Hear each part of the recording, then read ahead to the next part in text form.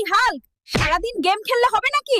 যা, আমাদের ছাগলটাকে মাঠে ঘাস খাইয়ে নিয়ে আয়। আচ্ছা মা, আর মেরো না, আমি এখনই যাচ্ছি।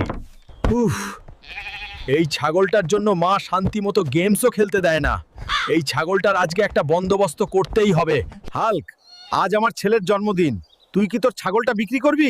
জি চেয়ারম্যান চাচা, বিক্রি করব। দাম মাত্র 5 লাখ টাকা। কি বলছিস এগুলা? তোর কি মাথা ঠিক আছে? একটা ছাগলের দাম কেমনে 5 লাখ টাকা হয়? চাচা, কারণটা হলো এটা শিক্ষিত ছাগল, এটা স্কুলের আশেপাশে বড় হইছে। আপনার ছেলেকে যদি এইটা খাওয়ান তাহলে সেও শিক্ষিত হয়ে যাবে। তাহলে তো এই ছাগলটা আমাকে নিতেই হবে। এটা খাইয়ে যদি আমার বোকা ছেলেটাকে শিক্ষিত করা যায়, তাহলে তো আর কথাই নেই। চেয়ারম্যান চাচাকে বোকা বানিয়ে পুরো 5 লাখ টাকা হাতিয়ে নিলাম। এখন মায়ের জন্য 2টা গাভী নিয়ে বাকি টাকা দিয়ে একটা বাইক কিনবো। মা, মা, কোথায় গেলে? তাড়াতাড়ি বের